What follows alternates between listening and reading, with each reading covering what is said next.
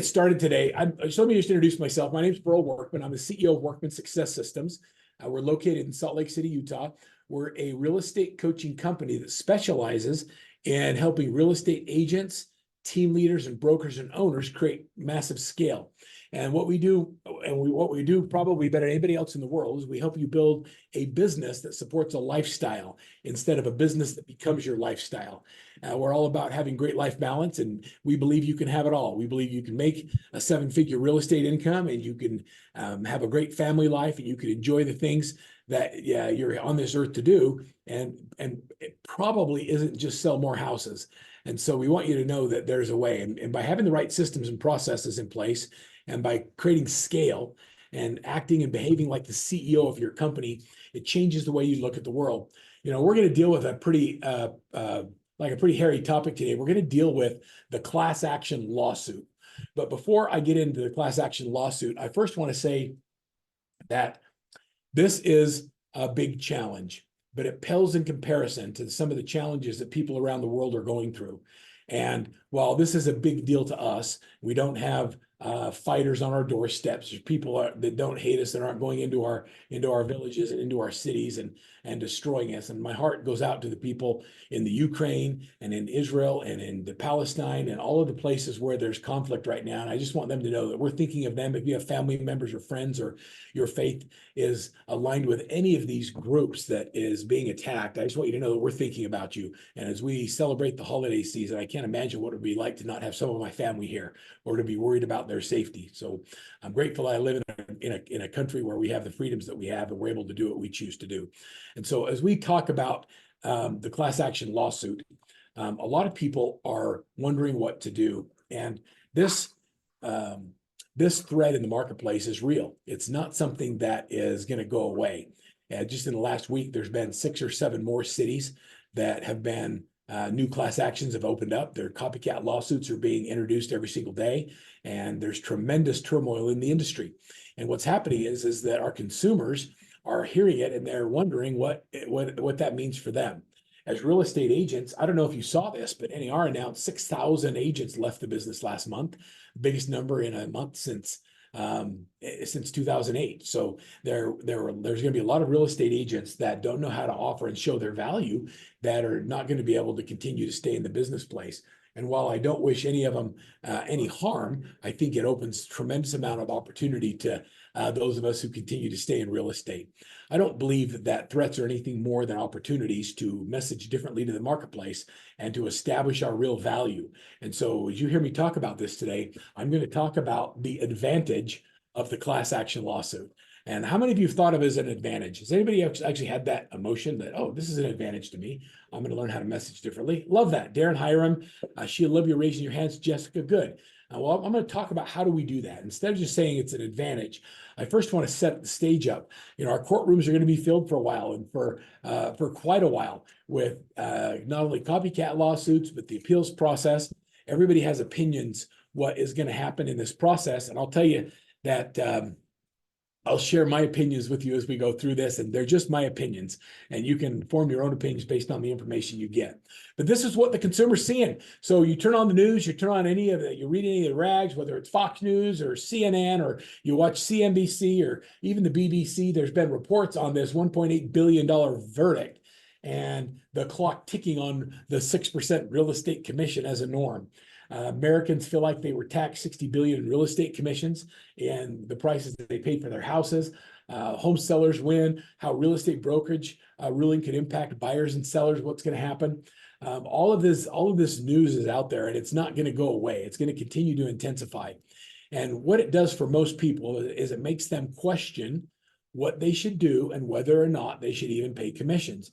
And what's going to happen, I believe, is a couple of things. Number one is I believe that if you have been poor at selling your value up till now, meaning you haven't been able to collect commissions for the services you provide, it's going to be much harder going forward. If you've been good at that up till now, you're going to continue to be just fine. In the absence of value, you're going to find that price is going to always be the objection.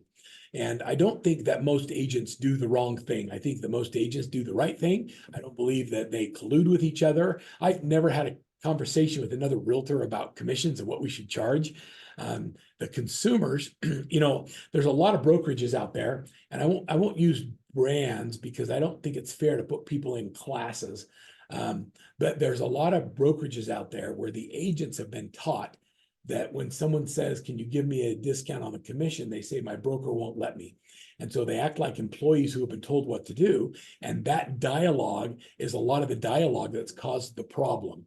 The other dialogue is you don't have to pay me, the seller pays commission, without saying the seller pays commission, and it could impact the sales price of the house because the seller puts that into consideration when they establish their price on what their net's going to be when they sell the home.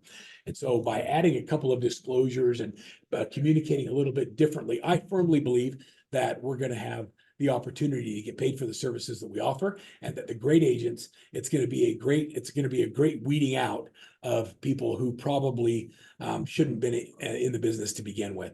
The barrier to entry to be in real estate, I don't know if you've ever thought about this.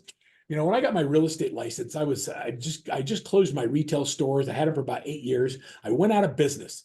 During my going out of business sale, I sold a home builder some home theaters, and he talked me into coming selling houses for him after I closed my store. And I went and got my real estate license. I did 10 days. I went to school for 10 days, 90 hours. And in 10 days, went and sat the test, passed, got my license, and I'm now a realtor. What do you think I knew about being a great real estate agent after 10 days? You guys are right? I knew squat. I didn't know anything. The same time I did that, my wife's little sister moved in with us because she wanted to be on her own. Now, I just want you to think about that concept. Getting away from her parents and moving in with your big sister is not being on your own, but she moved in with us because she wanted to be her own. She started hair school at the same time I started to get my real estate license. It took her 2,000 hours, and a year and a half later, she graduated and could cut my hair. Think about what this means. Like, it just doesn't make any sense, right? In 10 days, I'm selling houses. I had no idea what I was doing. And a year and a half, she could cut my hair, and I still don't let her cut my hair.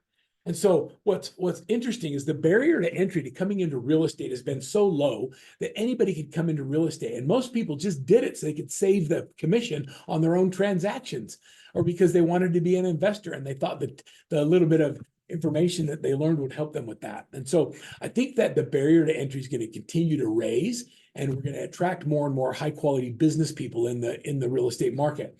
Another ramification of this lawsuit, in my opinion, is that it's with the downward pressure on commissions, and there will be absolutely more downward pressure on commissions. It's going to require us to do more for less. And in order to make the same money we've made in the past, we're going to have to sell more transactions in order to be able to do that. And the age of the individual realtor that does it all themselves is going to be very, very few. And you're going to see a mass emergence of high-performing teams that do a great job, because people want a better life. They don't want to be married to their real estate business. And if you have to do more houses and you have to do buyers, sellers, and admin work, you do it at the expense of the other things that matter more in your life, like your family, your faith, your friends, your fun, and your fitness.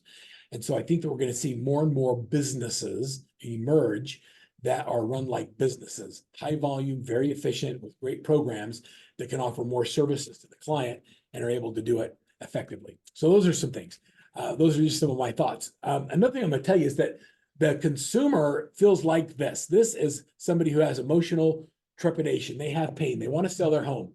People, if you remember back in COVID, I don't know if you were part of the Workman group or you listened to the webinars we did during COVID, but everybody talked about how you had to shift. And I thought, that's a pivot. You got to pivot. I hated that dialogue because when I think of a pivot, I think of basketball. I'm a big Utah Jazz fan, although they're not doing very good this year. When you think about pivoting, what happens is when you're dribbling the basketball and you stop dribbling, you can now pivot, which means you have to plant one foot and the other foot can spin around in a circle, but you can no longer make any progress. So the concept of pivoting means stop dribbling, plant a foot, and spin around in circles. I hate that concept. Like, I remember clearly saying that we got to keep bouncing. You got to keep the dribble going. You can't just stop and pivot. What you have to do is you got to build for the bounce. Because I believe that the life events that occur that cause people to move don't stop because of a pandemic, because of rising interest rates, or because of a class action lawsuit. People move because they get married, they get divorced, they upsize, they downsize, they get relocated, they get a new job, they drive They want to have their kids play sports in a different area. There's so many reasons people move, and we are not part of the reason. Nobody moves because of commission. Nobody moves because of the realtor. Nobody moves because of the association, and nobody moves because of Zillow. People move because of the life events that happen in their lives that cause the move to take place. What we are is we are a tool in the process. And we have to make a determination that we want to be the sharpest tool in the box. We want to be the one they choose because we have the highest level of skills to be able to help them to move forward. Does that make sense? Okay, so emotional intelligence is a fascinating topic. How many of you have done any study or research or done any work in emotional intelligence? Has anybody done any work like that? Okay, so Darren, several of you have. I think that's great. This is an emotional intelligence wheel. And we've got a couple of friends that have been working with and training our coaches at Workman Success Systems on helping us become better and more emotionally intelligent. Every time I do an assessment, my wife reminds me how little emotional intelligence I actually have and all the areas I can improve. I think that it's really true. So it's okay, Maura, don't be sad.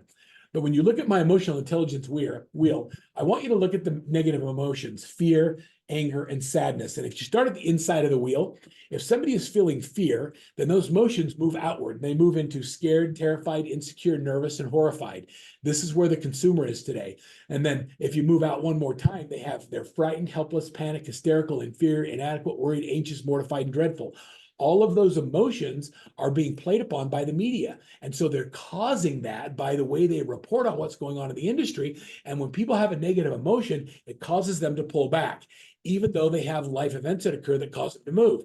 What's happening right now in the industry because of higher interest rates, because of the economic slowdowns and class action lawsuits and the wars that are happening in the world is that people have fear and anger and sadness. And with those negative emotions, it's caused them to pause. But that has not stopped the unbelievable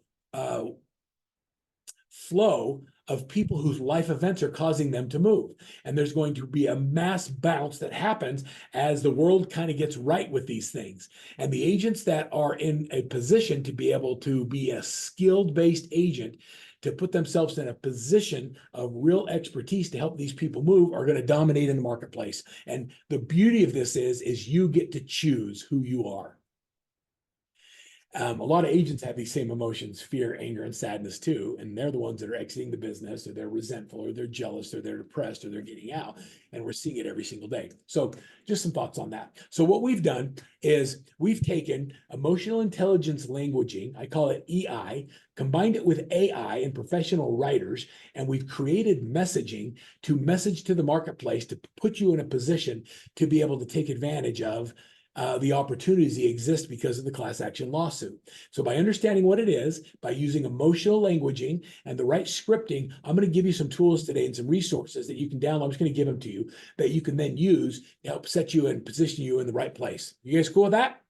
How many of you are excited about, well, you want some stuff? I want some good stuff, Big V. All right. It's my Christmas gift. All right. You heard me say earlier that in the absence of value, price will always be the objection.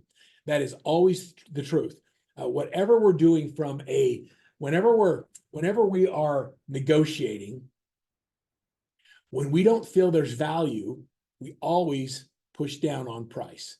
It doesn't matter if it's cars or houses or whatever it is. When you don't find value, you always look for a better deal. I negotiate just because it's in my DNA.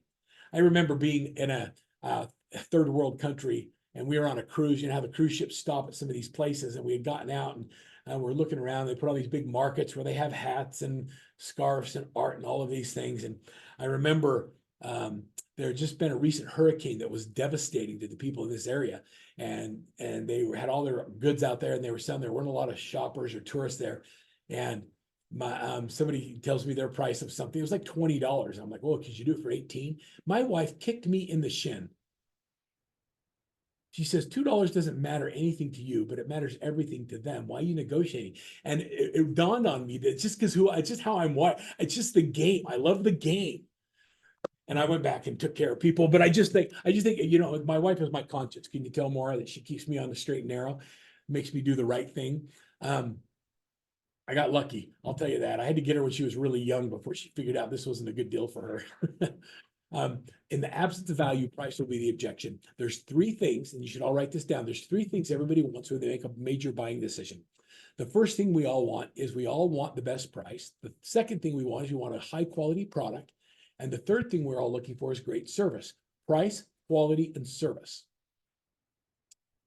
Please name one thing where you get all three.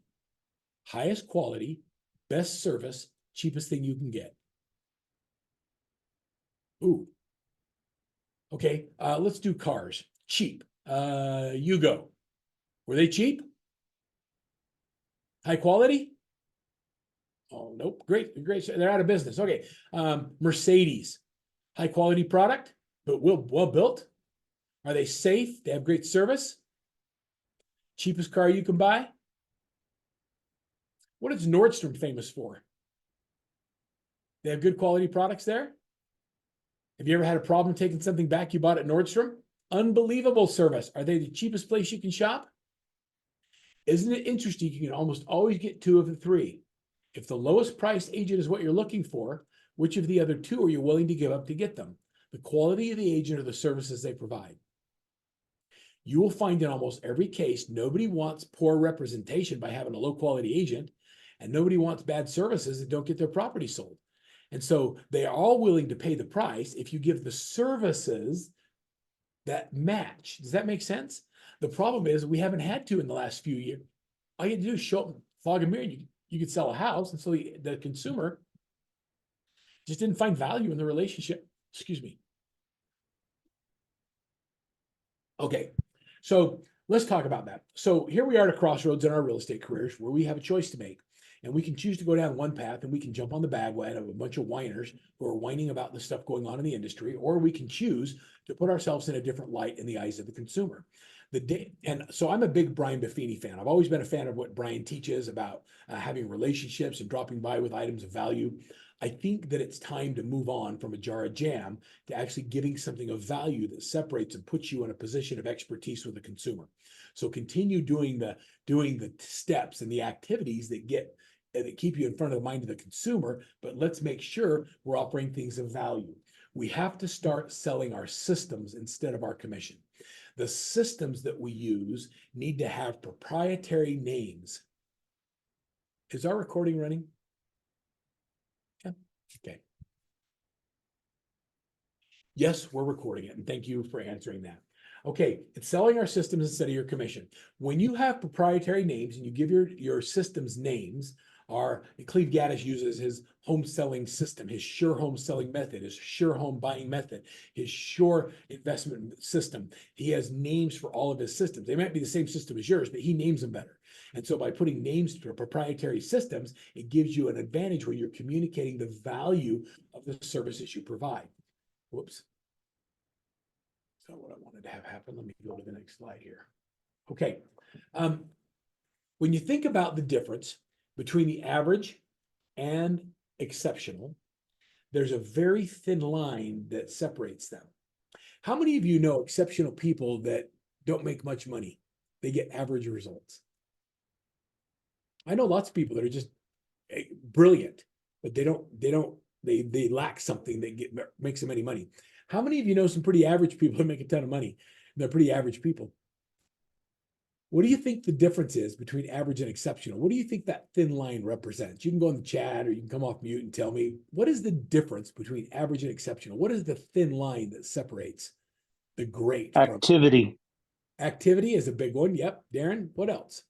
Actions, commitment. Love those. I haven't heard the one I'm looking for. Drive, Carrie says. Those are all very good. Okay, are you ready? It's accountability. It's the choice to hold themselves accountable to the commitments they make. How many of you, if I were to ask you to close your eyes and think of something that you know you should do but you don't, can identify at least one thing? My hand's up on this. Go to the gym every day, stop eating carbs. Like I got a list of things that I know I should do, but I just don't. The difference between average and exceptional is they choose accountability and they go through a process of seeing a problem, owning the problem. Whose problem is it? It's my problem. solving the problem and doing the activities to move them above the line. In the book, The Oz Principle, they use the characters of the Wizard of Oz to go through this journey. And basically, when they get to Oz, Oz tells them you already had the courage, you already had a brain, you already had a heart, and you already had the ability to go back to Kansas. But you weren't applying yourself, and you were looking for somebody else to give you something you already owned. The difference between average and exceptional is accountability. And it's not something I can do to you. Hiram, I can't make you do anything. Especially if you're from the islands. You pretty much do whatever you want at the speed you want to do it. That's right. We're hanging out, right? You have to choose it. If you're going to do it, you got to choose it. If you don't choose it, it isn't going to happen. Even though I'm a good coach, I can't make you do something you don't want to do. I'm looking at Sheila right here. I don't even dare making Sheila do something she doesn't want to do.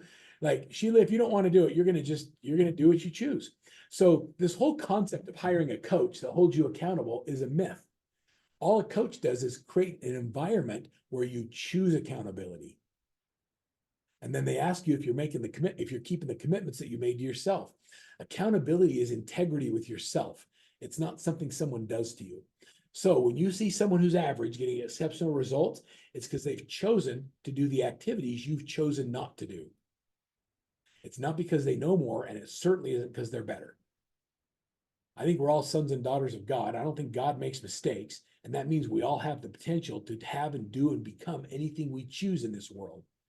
And so if you really believe that, you really have unlimited potential, then why aren't we living up to it? And it's because of accountability, is we haven't chosen the accountability.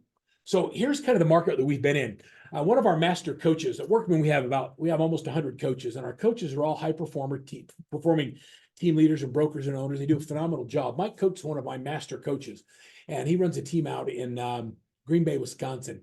And Mike was shared with all of our coaches on a coach training call his concept of why people are struggling today. And I'm going to share this with you and see if this resonates. In the past, if you are really good at planning, you can do a detailed plan of action, a really good business plan, and with moderate skills and the right actions executing your plan, you're able to do a certain amount of transactions. Really well planned out and well executed plans get predictable results. Hungry rookies, the new people that have come in the business, and I consider a rookie anyone who came in the business after 2010.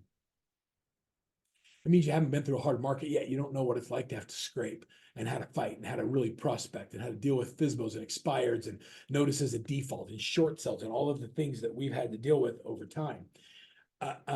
The hungry rookie came in, and in the last 10 years, they haven't had to really scrape. They've worked and they've done some things, but it was really action-based. If they showed up, they sold houses. If they went to open houses, they sold houses. It was by positive action that created the results. They had limited skills and a limited plan, but there was plenty of activity. And if you were active, you were productive. The higher performers, the ones that are consistent and have fewer peaks and valleys, they have higher level of skills because they've seen it all. They've been through it all. They're not faced by tough transactions. They've seen it all. Anyone been in business more than 15 years? Do you have any real experienced agents on this call? 10 or 15 years? Look, Jason, you know what I'm talking about that, right? Jason, can I surprise you? Like in real estate? He's like, no way. There's no way. Colleen's been in 21 years. Here's the thing. Because of our failures, we've become excellent. Because we've screwed up deals, because we haven't disclosed something, because we didn't pay attention to something, because of all the things we've messed up, because of our failures, we've become resilient and strong. And because of that, we have massive skills. This skills-based market is what we're in right now. Here's the average agent. So the average agent, the agents that are getting out of real estate that can't figure out what to do, they've been in the business, they've made $200,000-300,000 the last couple of years, and all of a sudden they're not making that money anymore, and they don't know what the crap to do. And so they don't know what to focus on. They have limited action. They have moderate skills because they've sold a few transactions, and they don't have a well-executed business plan. And so they have this massive void that used to be filled with activity that created house sales, and now it's being filled with what I call fake work. And that's the pretending of being busy without actually doing anything that moves you to your goals. Now, let me show you some numbers that we track. We track everything, by the way. So we track in 2019, it took 167 calls to have a closing. In 2020, it was 134. By 2021, it was all the way down to 127 calls because it was easier. By 2022, it went right back to 165 calls. And this year, it's 222. And a lot of people are trying to figure out, I'm doing the same thing I've always done, but I'm not getting the same result. Well, guess what? You can't. What you were doing a year ago and 2 years ago doesn't work today. You need to do way more in order to get the same transaction closed. Isn't that interesting? So we track dials, conversations, appointments set, appointments met. We track everything on hundreds and hundreds of people, and we get predictable results. We know what it takes to be successful. And once you have the roadmap, you just duplicate those activities. It's just a fascinating concept. So we've moved from an activity-based market to a skills-based market. The consumer doesn't want any agent that can open a door. They want an agent who actually understands what's going on in the marketplace and how to put them in the best position to win in a negotiation, whether they're a buyer or a seller. And so our job as realtors is to put our clients in the best position to make the decision that's right for their family. And that's our job. It's not to make them move. We don't make people move. All right. And so it's skills-based training. So we do skills-based training. So we build programs like Rising Agent Mastery. We have programs like Buyer Agent Mastery, which is 0 to 2 transactions a month. We have Listing Agent Mastery. By the way, if you're working on trying to figure out how to grow your business right now or hey, improve your skills, then just go in and jump into one of our courses and just go through it. Go through Listing Agent Mastery. We didn't even let you participate unless you sold 200 houses a year and listed 200 houses a year in Slam. And so if you're listing 200 houses a year, I want to know what you're doing. If you're not, go through my program because those are the people who did it. And then just follow the systems that they use. What do they do before, during, and after a listing? How do they negotiate? What do they do with compensation? What's the premium marketing plan? How do they do a pre-listing agreement so that it's a one-call close instead of a two-call close? There's all of these things that happen in Slam, and I just encourage you to go through it. Now is the time to sharpen your saw, to get your skills at a level where they've never been before. And so find someone doing it better than you and get into the system and then copy them.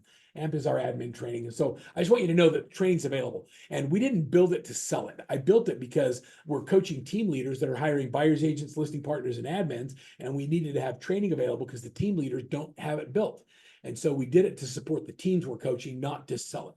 I'm making it available because I think people need the skills and they need to be able to have help. And it costs a ton of money to build training like that. And so most agents are priced out of the market of having access to really good training.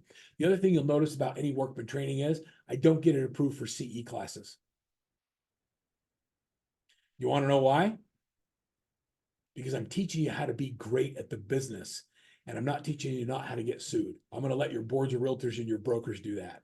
And if I put language in there that teaches you how to sell or teaches you how to close more transactions or overcome objections, a lot of states will disapprove it and it won't be CE credit. So I just don't do it. I just don't do it. We're teaching you how to build a business and how to build a very effective one.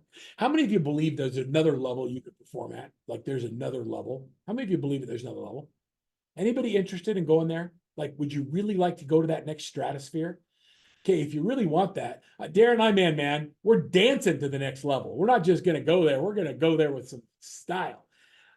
You have to understand that you can't get there doing what you've done because you've gotten to where you are. Now we have to change. My coach helped me really see things differently, and that is this.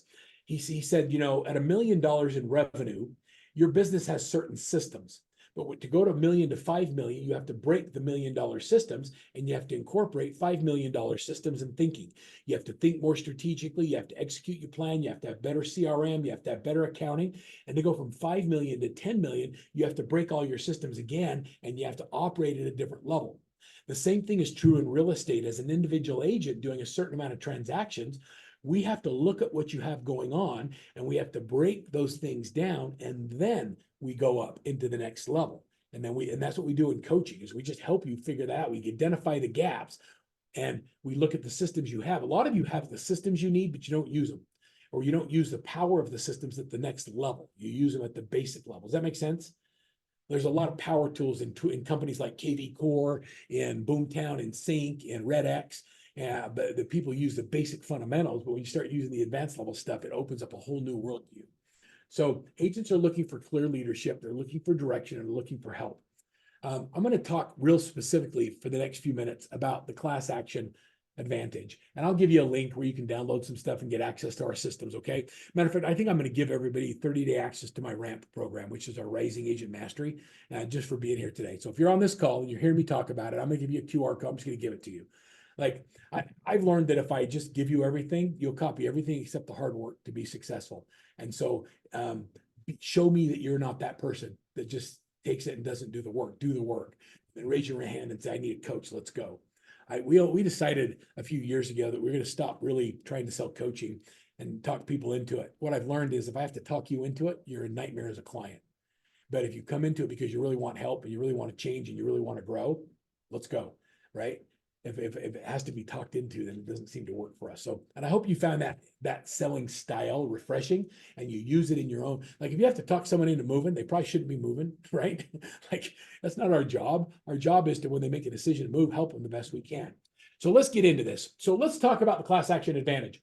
So what we've done is using emotional intelligence, we've created a story about an agent who is feeling frustrated because of what's going on with the class action system. And as we go through the story, we talk about the feelings and emotional disparity that they feel. And then we give a fact sheet. And in the fact sheet, we talk about the specific things that have gone on to give you the knowledge of what's going on in the marketplace. This looks like a real estate agent who's concerned. It's a great photo. So now let's talk about what's happening in the class action lawsuits. There's been inflated costs. Agents have been found guilty. The industry as whole has been found guilty. There's more lawsuits coming. And what are the potential outcomes as a result of that? So the first thing that we have to do is I'm going to give you some very specific actionable items that you could focus on and do. And I think that the key words for today are adjust and disclose. We have to adjust the way we've been doing things, and we have to disclose at a higher level how everybody gets paid in a transaction. And if you are already doing that, good for you. If you're not doing it, then it's time to do it at a higher level. I found that there's no such thing as over disclosure.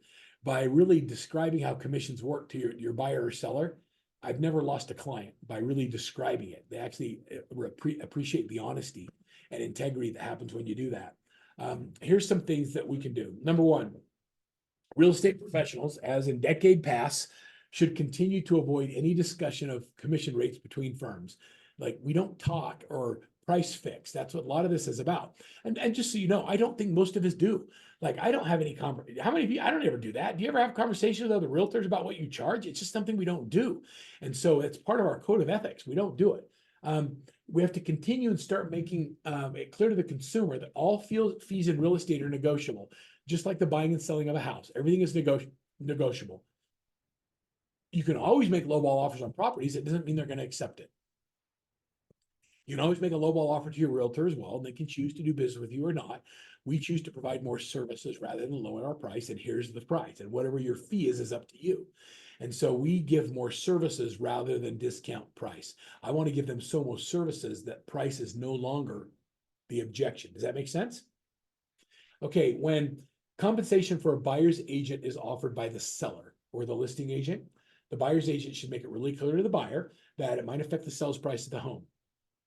And the way you simply do that is because the seller's offering commission, there's a good chance that they've priced the home accordingly to be able to afford to pay that. So when they do their seller's net sheet, the commission comes out and that's what they're selling the house for. Oh, like, is that hard to say? Like that's what they've always done anyway. They do a seller's net sheet. We look at what it's going to cost. We put your commissions, we put our title costs, our escrow, taxes, prepaids, all those things in a deal. We do a seller's net sheet. We give them their net. Now we just have to disclose it to the buyer that the seller took into consideration the fact that they're offering a buyer agent commission, and that probably affected what they're going to sell their house for by whatever they're paying a buyer's agent commission. In this case, it happens to be our number, whatever that is, right? Okay. Avoid steering your clients. This is kind of when I started talking about COVID, I left my train of thought. But we decided during COVID as a company that we were going to stop selling and start serving, and that the industry needed help, that there was a lot of turmoil going on. And so we decided that we were going to serve regardless of opportunity. And we created programs like how to master virtual real estate, how to do virtual open houses, how to keep your clients safe in the middle of a pandemic. And we created all these tools and systems and products, and then we gave it to everybody. I think I'm sure, April, we did 100 free webinars in the first 60 days. If anybody would have us, we would do it because we wanted to serve. What I learned is that by serving the industry, our business grew instead of selling.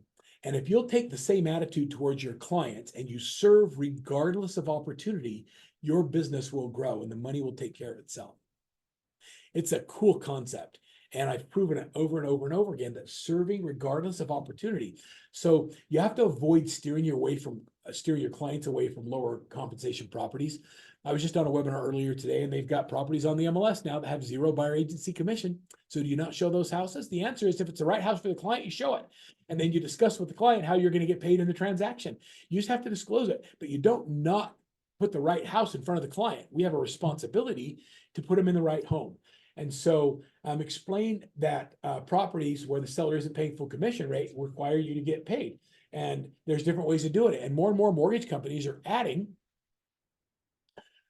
the ability for the buyer agent to put the commission side on the mortgage anyway. And so it's getting easier and easier to do. And you're going to find that to become more standard as that becomes wherever the commission is, it'll get added to the transaction and it'll be able to be handled on the settlement statement. And the client's not going to have to come up with cash. I think that the fear of disclosure is that people have to come up with cash. And if they don't have the cash, you're going to go without representation. And that flies in the face of everything. That means that all of the people who are most likely in need of representation won't be able to afford representation, and that just doesn't work. The underserved markets and the underserved communities need representation because they're moving into a place where they don't have the education, they haven't been taught about real estate in their lives, and they need someone who represents them.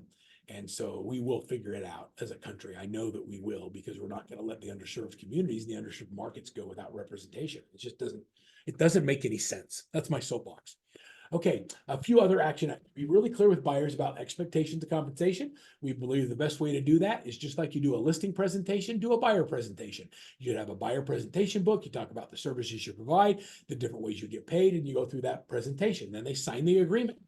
We need to improve. This is a big one. This is a Verl. We really need to improve the communication of agents on both the buyer side and the seller side. And we have to do better at elevating each other as agents. We have to do better at elevating the industry. I think real estate agents, a lot of them, especially the ones that do less than 5 or 6 transactions a year, don't know how to share value. And so they slam their competition, feeling like it makes them look better. And the opposite is the case. When we attack agents on other sides of transactions, or we attack different brokerages or whatever, what happens is that we lose ground and the whole industry suffers as a result. I think that, one of the things that I've learned in our network, so we have all these high-performing teams, team leaders and team members. When they get together as a community, what I've noticed is they begin to form bonds, and you start to see them look for ways to work with each other, to refer business to each other, to do transactions with each other, because there's a higher standard that they operate at. And I think it should be that way across the entire industry. When someone says I'm a realtor, or I'm with a certain brokerage or brand, you should say, oh, that's awesome. As a real estate agent, I know we have the ability to do the right thing for our clients, and let's elevate each other. And if we have a disagreement with another agent, if I have a problem with Sheila, I'm not going to talk about it with my buyer or seller. I'm going to call Sheila and say, Sheila, the way that we're communicating this transaction feels confrontational. Neither one of our clients are going to win. How can we work better? What can I do better to make the communication style in a way that the clients win in this scenario? Because neither one of us get paid if we don't do the right thing for our clients. And so it's not confrontational. We are both advocates for our clients, doing the best that we can. And I really believe that it's time to elevate the industry. How do you guys feel about like as an industry choosing to elevate each other in this process? And let's start building each other up instead of tearing each other down. Jason, are you ready for it? Just give me a nod, man. I know you're driving. Good. I don't want you to pull over or see sirens in the background. The next one is this: agents that have higher training and skills, that have certifications and designations, are going to be able to command higher fees if they know how to position that as a value proposition. For example, a CRS means something. When you have accredited buyers representative, it means something. When you're a certified real team leader, it means something. Another thing is, if you want to work with seniors to get certifications, that puts you in a position of being an expert working with seniors or with veterans or with new construction. The better you become educated and specialize in real estate, the more value you'll be able to the more you'll be able to charge for your services, the more value you'll be able to deliver to your clients. I went and had back surgery a couple of years ago, and I didn't go to a general practitioner. Anybody want to know why? No, because that's scary. You're messing with my nerves and my spine. I want Tiger Woods back, doctor. I want the guy who did Tiger. And so I moved the world to get an appointment to get with him because all he does is back surgery and he does it better than anybody else in the world. And I want that guy. I want them to think about you like that. What is your specialty? What is the thing that is your back surgery, brain surgery? What is it your specialty is?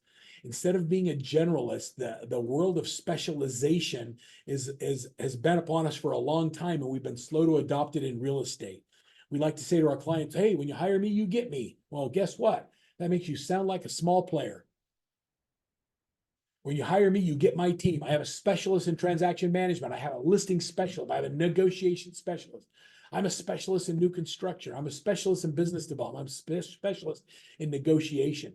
It's time to specialize and then to elevate your value with the specializations in the marketplace you serve. Hey, sorry.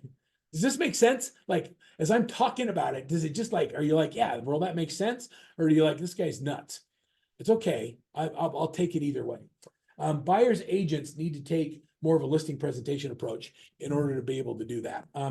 Okay, so let me give you, so the class action advantage. Here's what's in the story.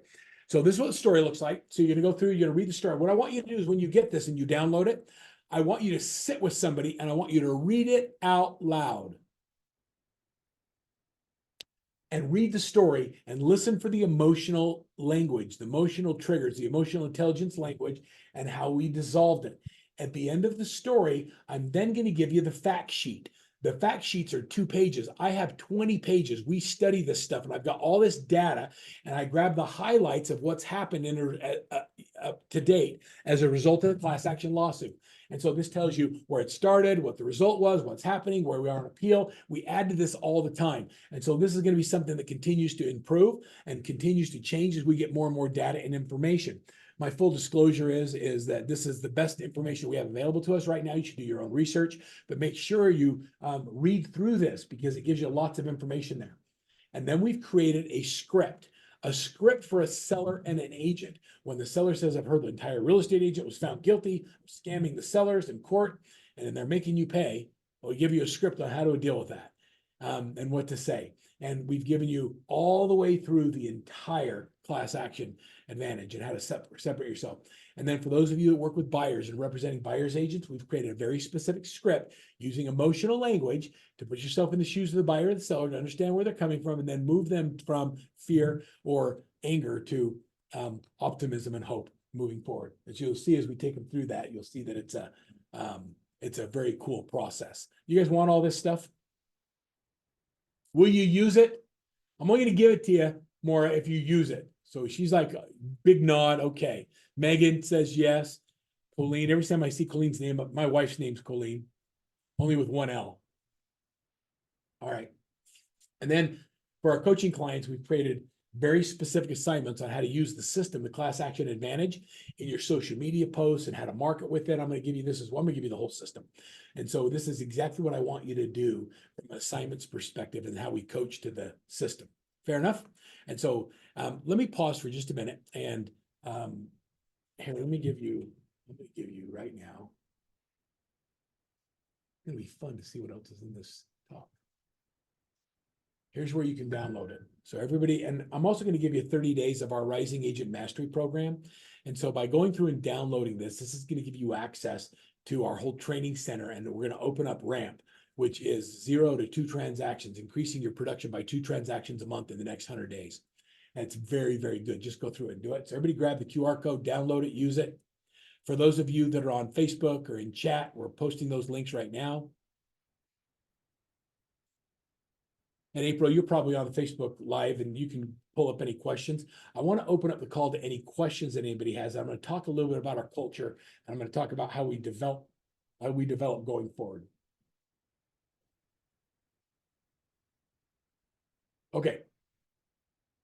So before I move on from the class action advantage, do any of you have any questions or comments or things that you would like me to address that I haven't addressed about the class action lawsuit and how we're feeling about it? Now you can type them in if you're not on video. And April, if you have any questions coming in off the live stream, you can ask me those, type them in the chat. Thumbs up as we're good. Okay, so Every business, every family, every life has a culture. And the culture is either accidentally created or it's intentionally created. And in order to survive going forward, I believe that we have to change our culture to a culture of productivity. If you were to define your personal culture as it relates to real estate right now, what would your culture be? Here's a way to answer that question. If I were to break your day down in 30-minute increments, what percent of your day do you spend doing dollar productive activities, things that actually make you money? Prospecting, listing, or showing a house? What percent of your day do you spend doing money-making activities? Somebody come tell me. 20%, 50%, 90%?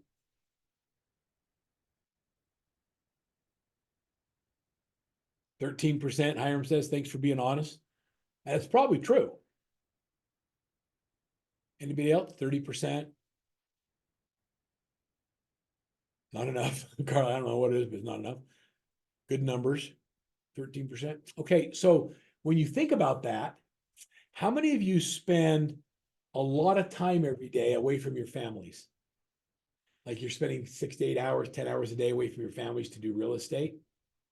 So your culture is that I'm leaving my family and they are believing that I'm out there doing things that are going to help provide for them.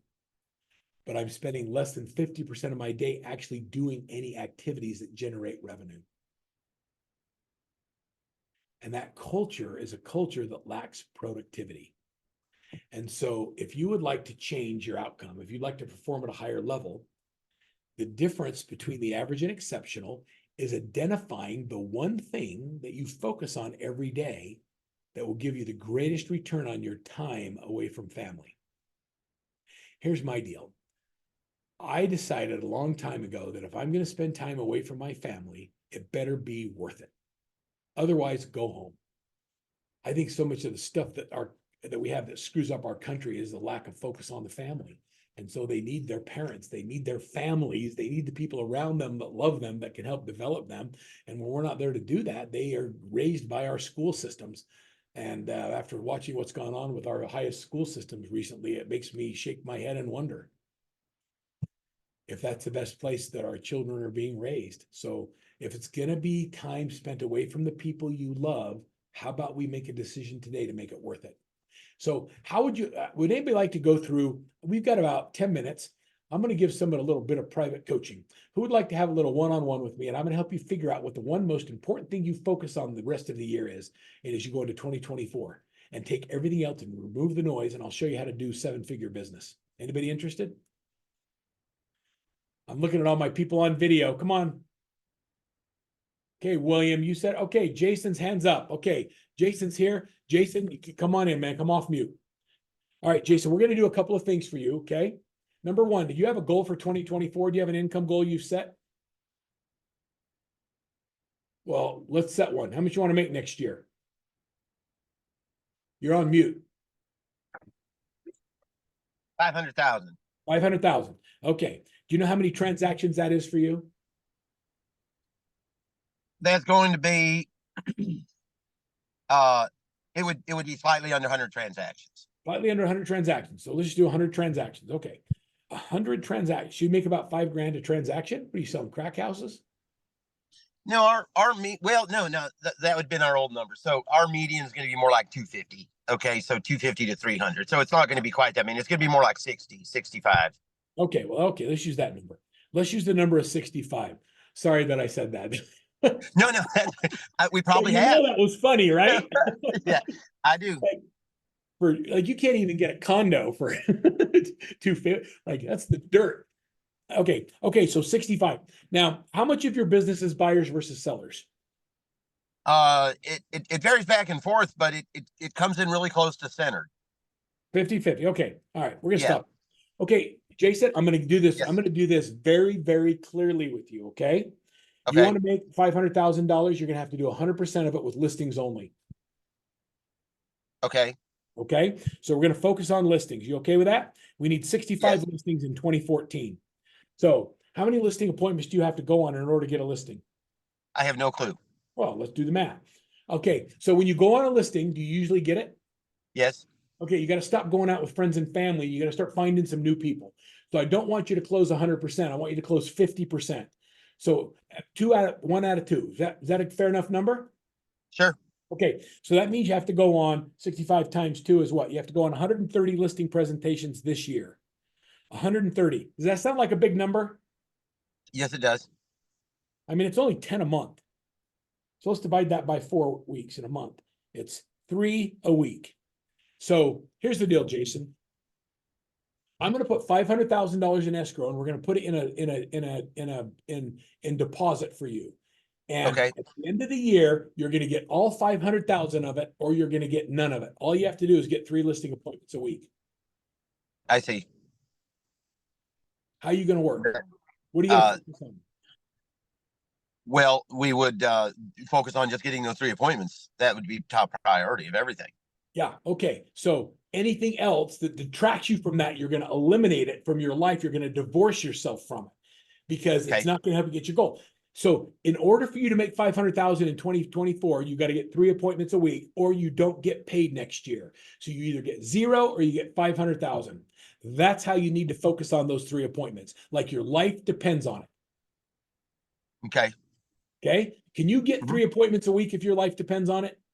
Certainly.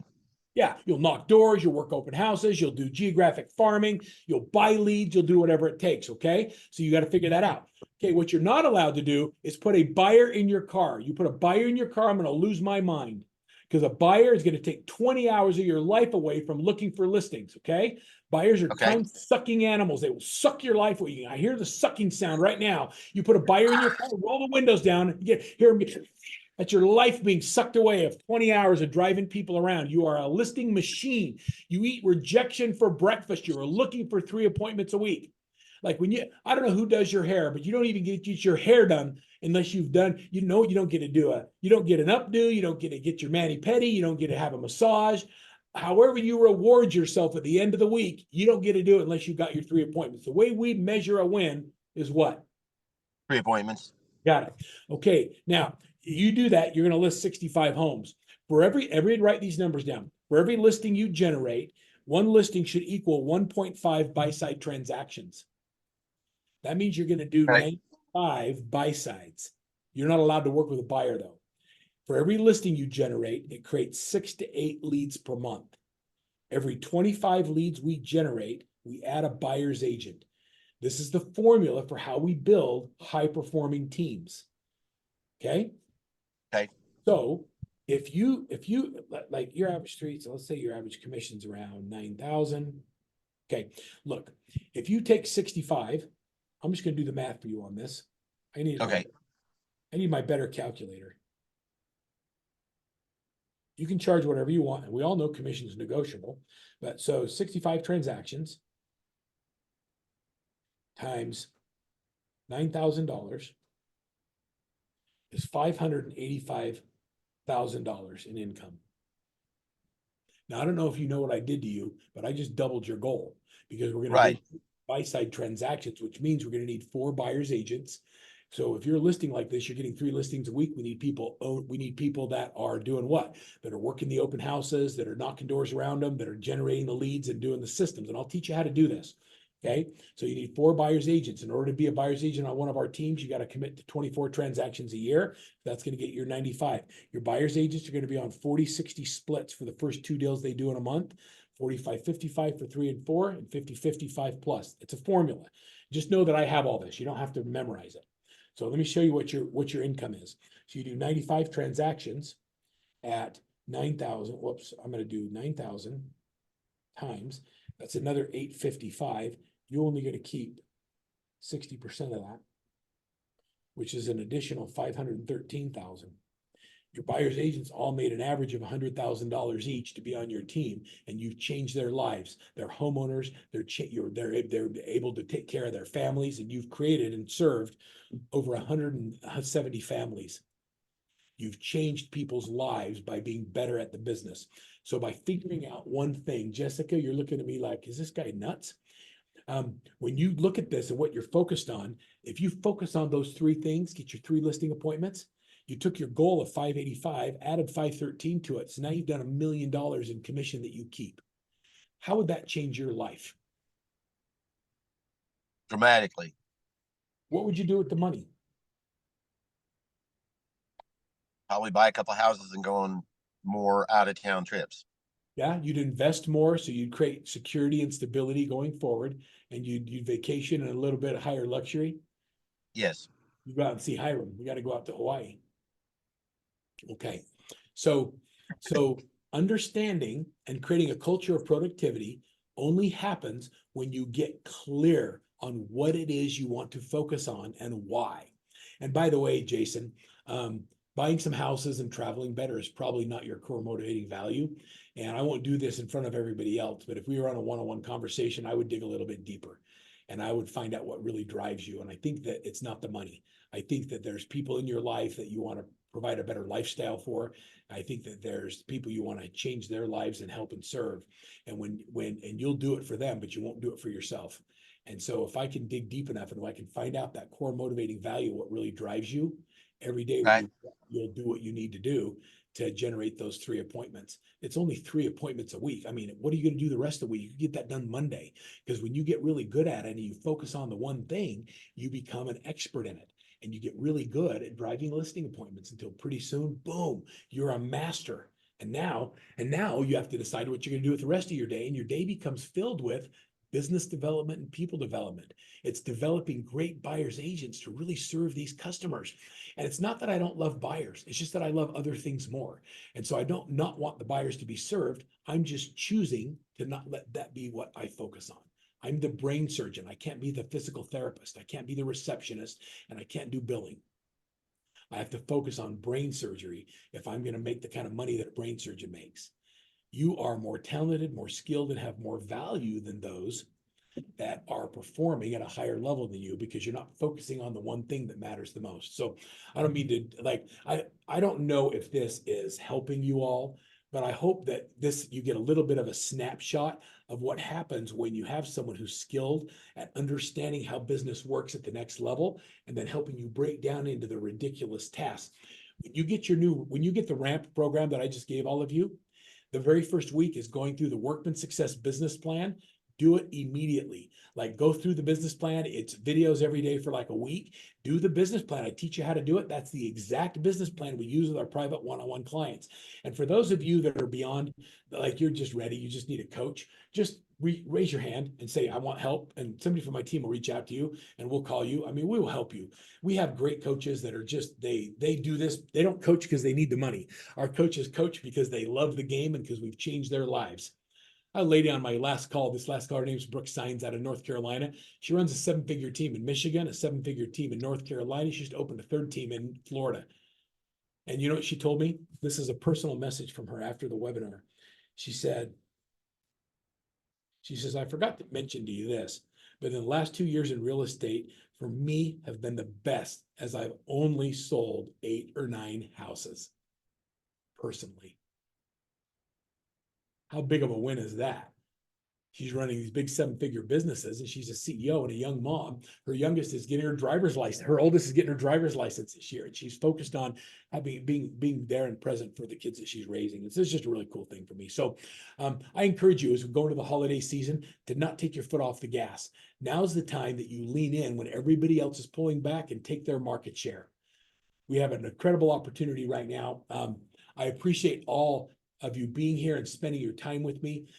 Don't look at threats in the marketplace as a reason to be scared. Look at threats as opportunities to show how good you are. And let's lean in. Let's elevate the industry. Let's elevate each other. And let's have a great 2024 together. And I'll be here through the whole journey. I look forward to seeing you on the next call. Thanks, everybody.